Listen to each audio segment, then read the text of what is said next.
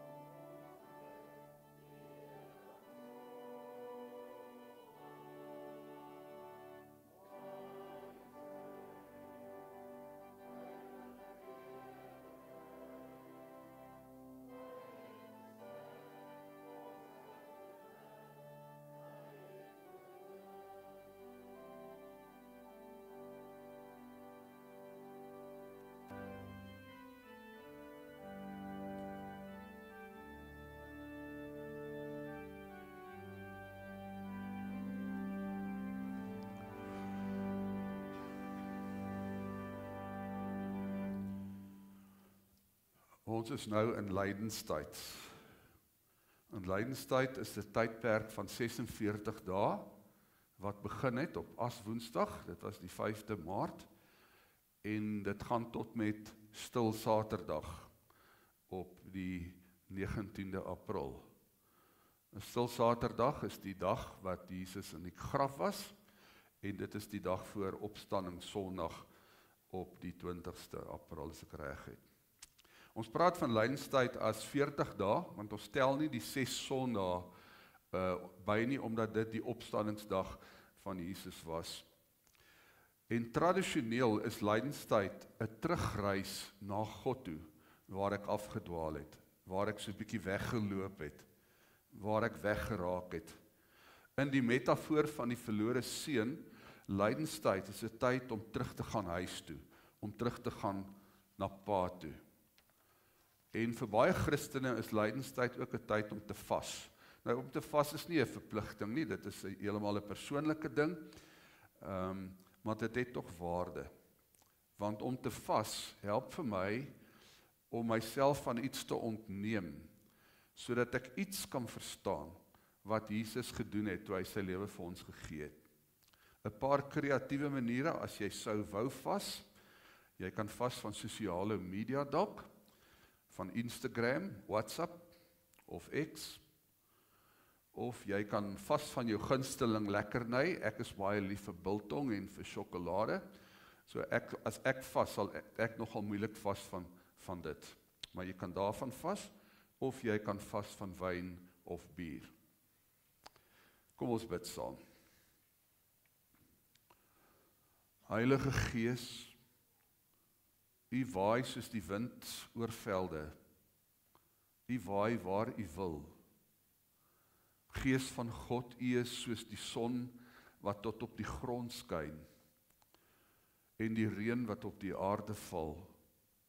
U laat die saad van die krummetaart ontkiem en dit groei en dit word 'n reuseboom. Here, laat U woord nou verder in ons lewens ontkiem en groot word en reusagtig word soos 'n krummetaart. U tot eer, U koninkryk ter wille, in die naam van Jesus. Amen. Psalm 32 is een van die voorgeskrewe psalms in die tyd wat ons nou in is, en ons gaan die hele psalm lees. Ek lees dit uit die 2020 vertaling, die nuwe vertaling, van Dawid, 'n maskiel. Nou, 'n maskiel is 'n lied wat mense onderrig het in die wysheid. Gelukkig is die een wie se oortreding vergewe, wie se sonde bedek is. Gelukkig is die mense wie die Here sondeskuld nie toereken nie, en in wie se gees daar geen bedrog is nie. En dan hierdie vers is eintlik maar die teksvers. Toe ek stil gebly het my gebeente broos geword, onder my gekreun die hele dag. Ja, dag en nag was U hand swaar op my, my lewenskrag het weggekwyn, soos in die hitte van die somer. Sela. Sela is maar net 'n ruspunt, 'n musikale ruspunt. My sonde het ek teenoor U erken, my sondeskuld het ek nie bedek nie. Ek het gedink, ek wil my oortredings teenoor die Here bely, en U het my sondeskuld vergewe.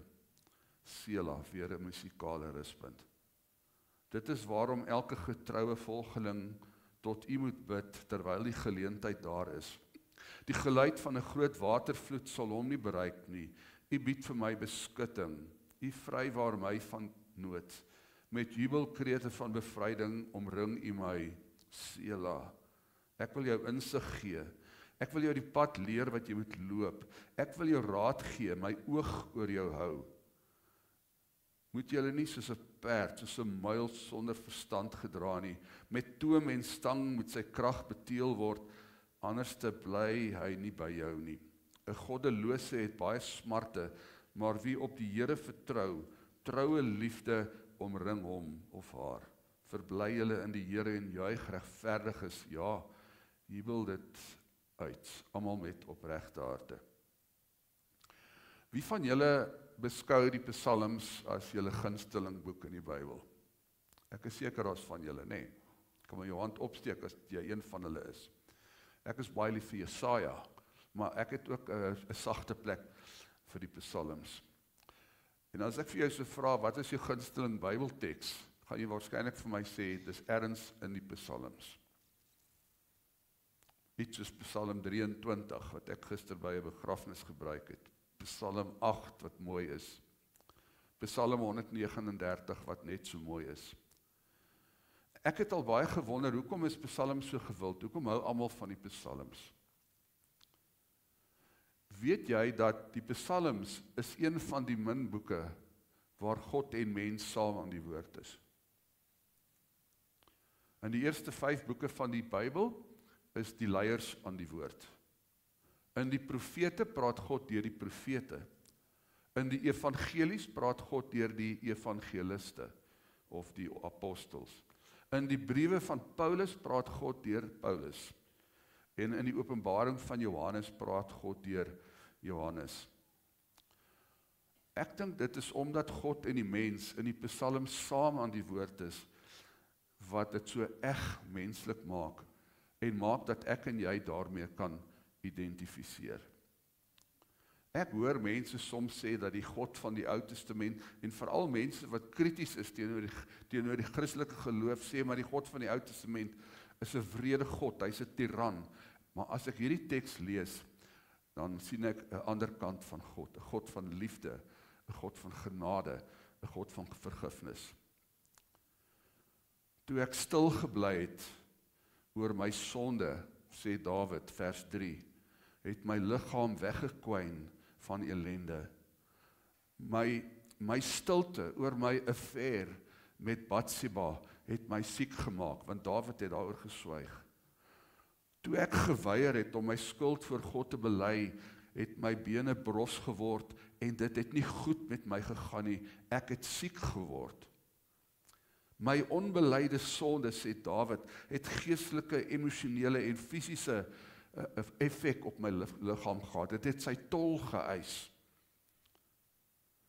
My nood was groot, maar toe ek my skuld voor God bely het, sê Dawid, het hy my vergewe.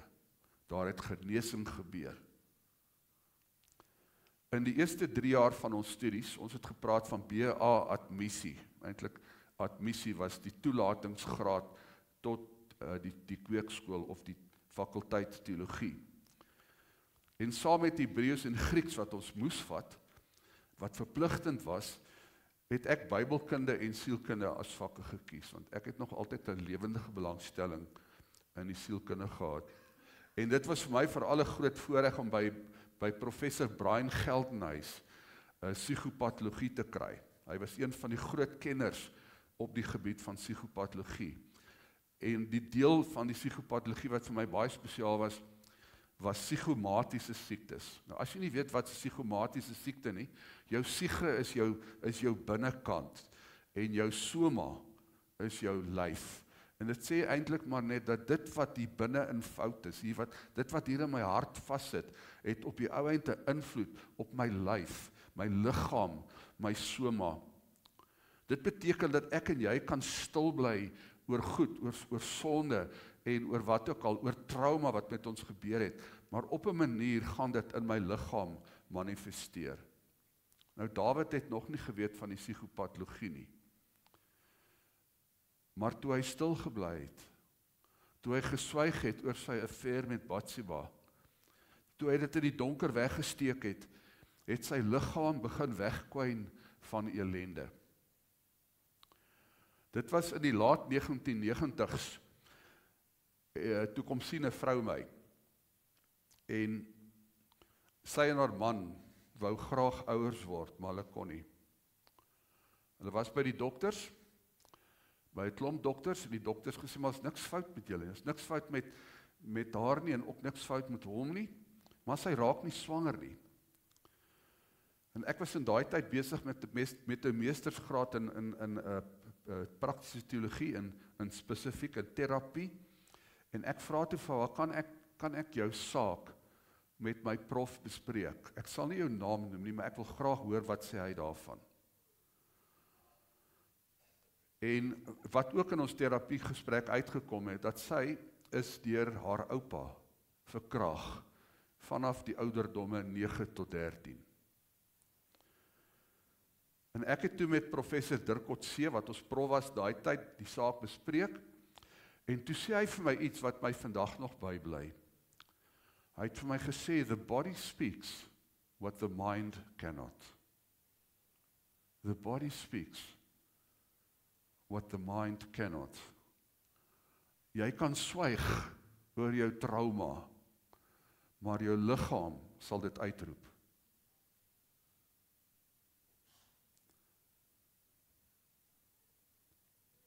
Toe Dawid stil gebly het sy liggaam weggekwyn. Maar toe hy sy skuld voor God bely het hy gesond geword. Ek en die vrou het ons terapiegesprekke voortgesit. En ek het vir haar gesê, sy moet vir haar oupa 'n brief skryf. Haar oupa was al reeds dood, maar het was deel van die terapie wat ons gedoen het. En sy het haarself vergewe, alhoewel ek vir haar gesê het, maar dit was nie jou skuld nie, jy was net 9 tot 13. Maar sy het gevoel sy het skuld gehad, want sy was opgestaan het teen haar oupa, maar sy het ook haar oupa vergewe. En sy het vir haar oupa vertel hoe haar liggaam geprotesteer het teen haar verkrachting. En toe het haar liggaam ophou protesteer en sy het swanger geword. En hulle dogter is nou amper 30.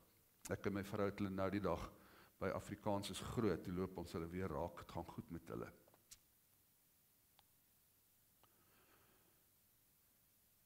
Hoeveel mense hinkepink, emosioneel en geestelik deur die lewe, omdat hulle loop met onvergeefde skuld, onbeleide sondes, emosionele letsels en onverwerkte trauma. Bring dit in die lig, bring dit na God toe. Praat dit uit voor God. Praat dit uit voor 'n terapeut. Deel dit met 'n goeie vriend of met 'n goeie vriendin, iemand wat na jou sal luister sonder om jou te veroordeel of uit te praat daaroor. Die bekende Britse prediker John Stott het eenmaal 'n psigiater aangehaal wat 'n baie groot praktyk gehad het en hy het gesê, as die mense wat my kom spreek het, net iemand gehad het wat hulle regtig liefhet, en as hulle net kon ervaar wat dit beteken om werklik vergewe te word, sou ek my praktyk moes sluit. Tydens ons studies daai tyd, ons was net 6 dominees wat geswat het, was daar 'n vrou saam met ons in die terapie. Haar naam was Yvonne Fuller-Good. En Yvonne kon glad nie Afrikaans praat nie. Sy kon dit bietjie volg, maar sy kon dit nie praat nie. En die woorde wat sy nie verstaan het nie, het sy het so 'n oranje plastiekband dictionary by haar gehad, en die woorde wat sy nie verstaan het nie, het sy opgesoek terwyl ons besig is. En ons gesprek het daardie dag spesifiek gegaan oor vergifnis en die waarde van vergifnis in die terapeutiese prosesse, en sy het dit opgesoek want sy die woord nie verstaan nie, en sy kyk verkeerd en sy kom by vergiftig uit. En sy vra vir ons, why did he poison her? En ons moes vir haar verduidelik, nee, want niemand het niemand vergiftig nie. Hulle het mekaar vergewe. En daai Saterdagmiddag, toe ek terugry Polokwane toe dink ek by myself, eintlik was hierdie flater van Yvonne baie waar. Want waar daar nie vergifnis is nie, vergiftig ons die verhouding. Dit raak toksies. Selfs ons verhouding met God raak toksies. Maar om te vergewe, maak heel en dit genees. As ek nie my skuld vir God bely nie, as ek nie die versoening wat God in Jesus bewerk het vir myself toeëien en bely nie, dan kom daar verwydering, daar kom afstand tussen my en God. En mettertyd word die verhouding tussen my en God ook toksies, en my gemoed raak versteurd. Dit manifesteer meer nog, dit manifesteer in my liggaam. En daarmee sit ons dokters se spreekkamers vol. Gaan vra 'n bietjie vir 'n dokter, hoeveel van die mense wat daar sit se kwale het 'n psigiese oorsprong en nie 'n fisiese nie. Hulle sal vir julle sê. Toe ek geswyg het oor my skuld, sê Dawid, het my liggaam weggekwyn van ellende, maar toe ek dit bely het, het God my vergewe en ek het gesond geword. Ons probeer soms ons skuldgevoelens bestuur. Ek probeer dit doodswyg. Ek hoop as ek stil bly, dan sal dit van self weggaan. Maar hoe meer ek daaroor swyg, hoe meer gaan ek geestelik, emosioneel en fisies agteruit. Dit wys in my liggaam. Partykeer probeer mense dit verwerk deur te sê, ek skuif dit op iemand anders af. Pass the buck, is nie my skuld nie, dis iemand anders se skuld. In die Ou Testament het mense offers gebring om hulle verhouding met God weer reg te maak. Nadat jy jou sonde, jy het jou hand op die offerdier gelê, dan het jy jou skuld op die offerdier oorgedra, en dan was jou saak met God weer reg. Vandag bring ons nie meer offers nie. Dit hoef nie. Die volmaakte lam is reeds geoffer. Die finale offer is gebring. Aan die kruis sê Jesus, dit is volbring. Vir my is dit van al die woorde aan die kruis, daai 7 kruiswoorde, is dit vir my die mooiste van al daai woorde. In die Grieks tetelestai. Dis eintlik 'n rekenkundige term. Wat soos as ek my skuld betaal het en my skuld is klaar betaal, dan skryf iemand oor my rekening opbetaal, skuld is opbetaal, afbetaal. Dis wat die woorde tetelestai beteken. Of As iemand in die gevangenis was, en hy het sy skuld uitgedien, hy het sy termyn uitgedien, dan is daar vir hom 'n brief gegee, met die woorde, tetelestai, wat beteken, jou skuld is opbetaal. Hoekom sal ons deur die lewe sukkel? Hoekom sal ons kwyn, as ons net ons skuld en sonde na God toe kan bring, wat dit klaar vergewe het? Bring jou onbeleide sonde, bring jou onvergeefde skuld, bring jou emosionele letsels, bring jou onverwerkte trauma, moenie daaroor swyg nie, bring dit in die lig, dis klaar betaal, vergewe jouself. In terapie vind ek nogal baie dat mense is die laastes om hulle self te vergewe. Vader, vergewe my, want ek het gesondig. Dit is bekende woorde wat ons baie keer in die fliek sien, as iemand in 'n bieghokkie ingaan. En in daai bieghokkie, aan die een kant sit die vader, en aan die ander kant sit jy, en dan bely jy jou skuld by die vader, en hy kan jou nie sien nie. Ek weet nie hoekom nie, ek weet nie, is omdat mense bang is, hy kan dalk uitpraat nie. Maar dit is juist so 'n soort van anoniem. En dan bely jy jou skuld, en jou skuld word deur die priester bemiddel. 'n Goeie dominee-vriend van my, Philip Nolte, ek en hy het baie keer saam gaan draf in die oggende, en ons het die lekkerste geestelike gesprekke gehad saam. En toe sê Philip een oggend vir my, hy sê, die Katolieke het minder hartaanvalle as die res van bevolkings. En dit word toegeskryf aan die bieg, dat mense ergens hulle skuld kan bely, dat hulle ergens dit na iemand toe kan bring. Weet jy, dat ons dit Sondag na Sondag in die erediens ook doen? Ons noem dit verootmoediging, ons noem dit skuldbelydenis, ons speel ons lewens in die wet, ons bely ons skuld, ons aanvaar God se vergifnis, en ons gaan dit later in die diens doen. En dit help 'n mens om vry te kom, skuld te bely. In 'n sekere sin, sê Corrie ten Boom, het God nie 'n geheue nie. Want as God vergewe, dan vergeet hy ook. Sy sê, God vat jou sonde, en dan gooi hy dit in die diepsee, en dan sit hy 'n bordjie op, wat sê no fishing, visvang verbode. In vers 1 van ons teks, in die Hebreëus, hy kasa, hy bedek my sonde. En hierdie woordjie kasa, impliseer 'n beskermende bedekking, wat sê dat God nie net vergewe nie, maar dat hy my ook wil beskerm teen die gevolge van my sonde. God skryf nie jou sonde ergens in 'n groot boek op nie. God werk nie met krediete en debiete nie. God werk nie met 'n skaal waarin hy jou goeie werke en jou slegte werke weeg nie. Jy het mos klaar voor hom gestaan, jy het mos klaar vergewe, daai dag toe Jesus aan die kruis gehang het. Bring jou onbeleide skuld, jou emosionele letsels en jou onverwerkte trauma na God toe. Daar's klaar daarvoor betaal. Amen. Here, U is altyd gewillig om ons te vergewe. Help ons om bereid te wees om onsself te vergewe en ander ook te vergewe, sodat elkeen die blydskap en die verligting van vergifnis kan ervaar. Here, U is altyd gewillig om aan ons genade te bewys. Help ons om ook genadig met onsself te wees en onsself te vergewe. Here, want waar ons dit doen, genees ons nie net na gees en siel nie, maar ook na liggaam. Here, as ek vandag kos het om te eet, help my om die wat honger is te onthou. Here, as ek werk het, help vir my om die te onthou wat werkloos is. Here, as ek 'n warm huis het, herinner my aan die wat in plakkerskampe of op straat moet woon.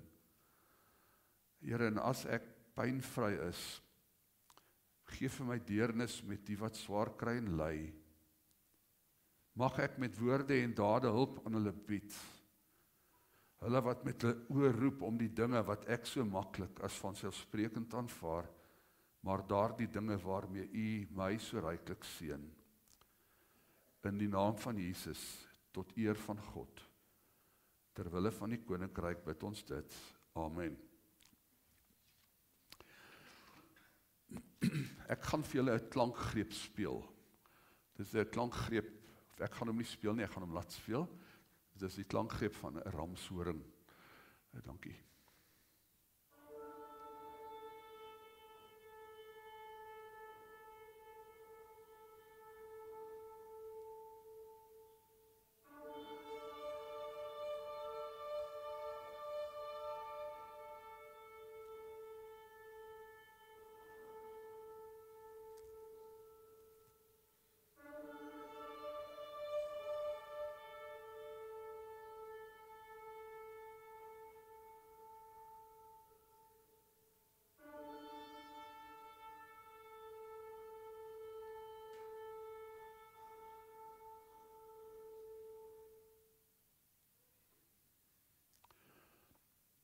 Ek gaan vir ons lees uit Joël 2 uit. Dit is deel van die verootmoediging.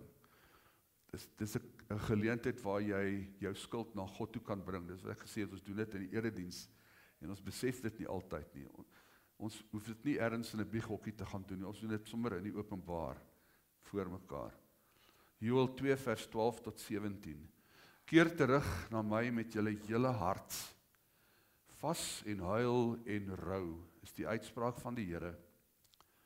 Skeur julle harte en nie julle klere nie. Draai om na die Here julle God, want hy is genadig en barmhartig, geduldig en oorvloedig in troue liefde. Hy het berou oor die onheil wat hy bring. Is dit nie mooi nie? Hy het berou oor die onheil wat hy bring. Wie weet, dalk draai hy om, het berou en laat 'n seëning agter hom oorbly. 'n graanoffer en 'n drankoffer vir die Here julle God. Blaas die ramshoring op Sion. Bepaal 'n heilige vastyd. Roep 'n gewyde byeenkoms uit. Roep die volk byeen. Heilig die geloofsgemeenskap. Versamel die oudstes. Maak die kinders bymekaar, ook die suigelinge. Laat die bruidegom uit sy kamer kom. Die bruid uit haar bruidskamer. Tussen die voorhof en die altaar moet die priesters huil.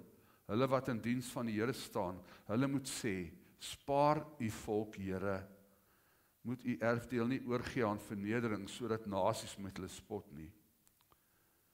Waarom moet hulle onder die volke vra? Waar is hulle God? Kom ons bly net so stil, dan sing ons Liedboek 239 vers 1 en 2.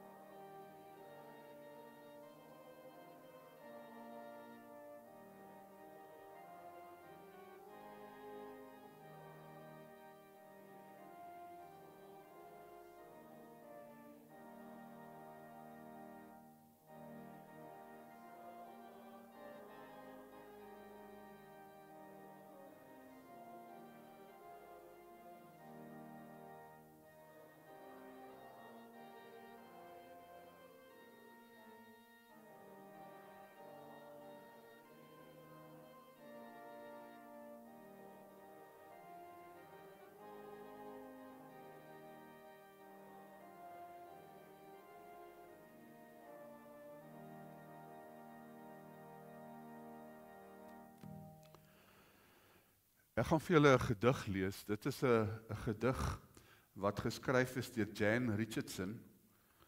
Jan is 'n dominee van die Methodiste Kerk in Florida in die VSA.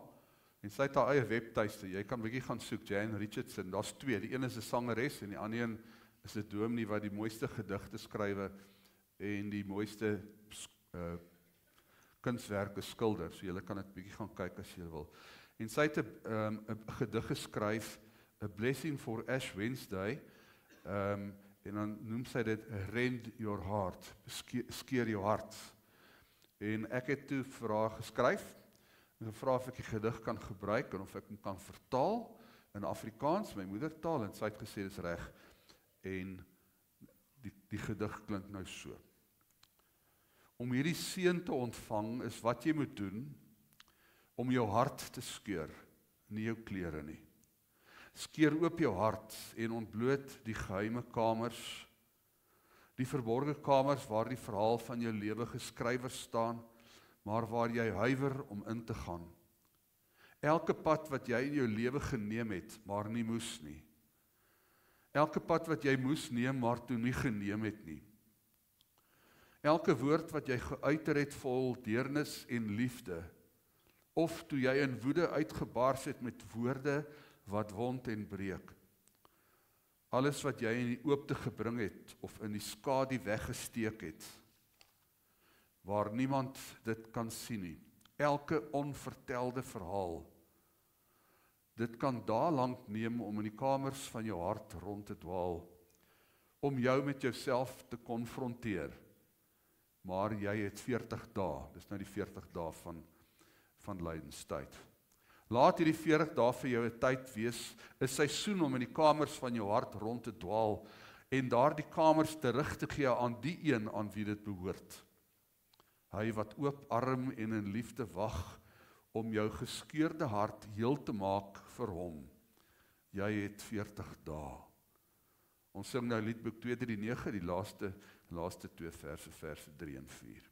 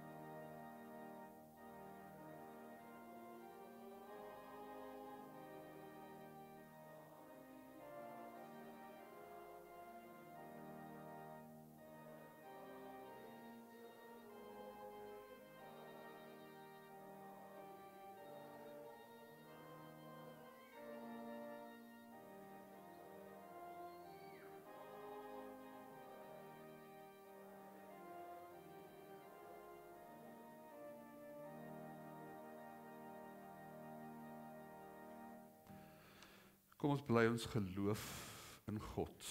Ek doen dit hardop, en jy kan dit in jou hart saam met my doen.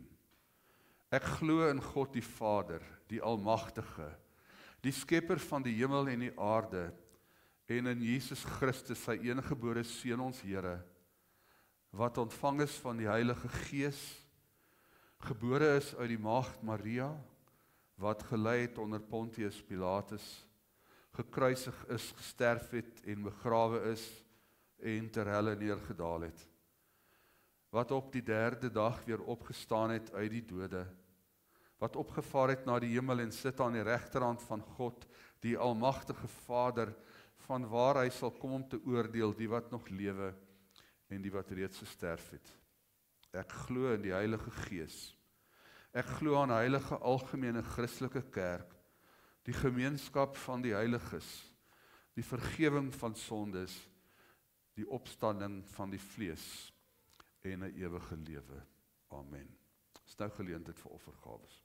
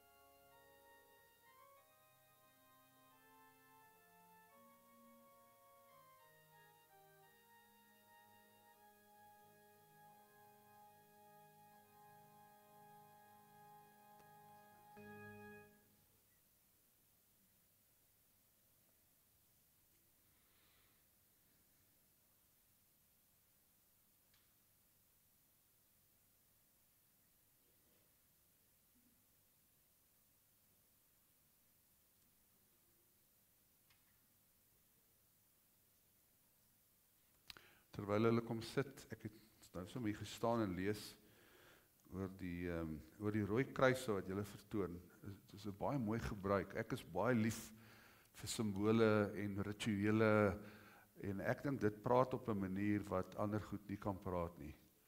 Om net daai rooi kruis voor jou hek te hang of voor jou deur te sit en dan op opstanding Sondag, as ek nou reg het, dan draai my som net om, dan is hy wit aan die ander kant. Ek is baie lief vir sulke goed, en daar in ons ring is ek bekend as die dominee wat lief is vir simbole. Mooi. Kom ons staan en sing ons lied 510 vers 1 tot 4, genade onbeskryflik groot.